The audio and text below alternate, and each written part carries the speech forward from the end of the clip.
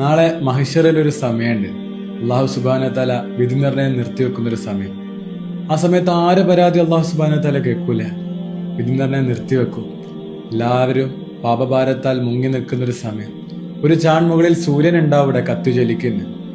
ആർക്കും എന്താ ചെയ്യേണ്ടതെന്ന് ഒരറിവും ഉണ്ടാവില്ല. അങ്ങനെ എല്ലാവരും നബിമാരുടെ അടുത്തേക്ക് ഓടും. ആദം നബി അലൈഹി സ്വലാം മുതൽ താഴോട്ടുള്ള എല്ലാ പ്രവാചകന്മാരുടെ അടുത്തേക്കും എല്ലാവരും ചെന്ന് കേണപേക്ഷിക്കും. ആർക്കും സഹായിക്കാൻ പറ്റുന്നുണ്ടാവില്ല. എല്ലാവർക്കും കൈമലർത്താനേ പറ്റുന്നുണ്ടാവുള്ളൂ. അവസാനം മുത്ത് റസൂൽ മുസ്തഫ സല്ലല്ലാഹു അലൈഹി വസല്ലമയുടെ അടുത്തെത്തും. ഇവിടത്തെപ്പോൾ റസൂല് പറയും, നിങ്ങൾ പേടിക്കണ്ട, നിങ്ങളുടെ കൂടെ ഞാൻ ഉണ്ടാവും. അള്ളാന്റെ റസൂല് അപ്പോൾ തന്നെ സുജൂദിൽ വീഴും. എന്റെ കേണപേക്ഷിക്കും അള്ളാഹിനോട്. അള്ളാഹ് ഇതെന്റെ ഉമ്മത്താണ്, ഇവരെ നീ രക്ഷിക്കണേ എന്ന് അള്ളാഹിനോട് കരഞ്ഞ് കരഞ്ഞ് അപേക്ഷിക്കും. ആ സമയത്ത് അള്ളാഹിന്റെ റസൂല് മുത്ത് റസൂലിന് മഹ്ശറിൽ നിൽക്കേണ്ട ആവശ്യം പോലും ഇല്ല.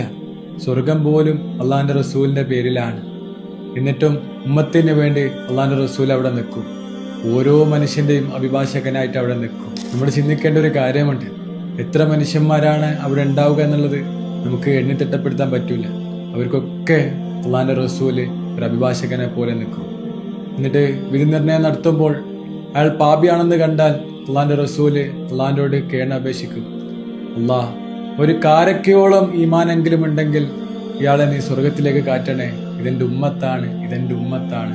അതുമില്ലെങ്കിൽ അള്ളാഹിന്റെ റസൂല് വീണ്ടും ദുആ ചെയ്യും, ഒരു കാരക്ക കുരുവോളമെങ്കിലും ഈമാൻ ഉണ്ടെങ്കിൽ നീ ഇയാളെ സ്വർഗത്തിലേക്ക് കയറ്റണേ അള്ളാ എന്ന് പറയും. അതുമില്ലെങ്കിൽ കടുകുമണിയോളമെങ്കിലും ഈമാൻ ഉണ്ടെങ്കിൽ സ്വർഗത്തിലേക്ക് കാറ്റണേ, ഇയാളെ നരകത്തിലേക്ക് അയക്കല്ലേ, ഇതെന്റെ ഉമ്മത്താണ്, ഇതെന്റെ ഉമ്മത്താണെന്ന് പറഞ്ഞ് അവിടുന്ന് റസൂൽ കരീം സല്ലല്ലാഹു അലൈഹി വസല്ലം ദുആ ചെയ്യും.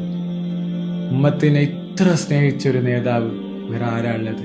മുസ്തഫ സല്ലല്ലാഹു അലൈഹി വസല്ലം അല്ലാതെ.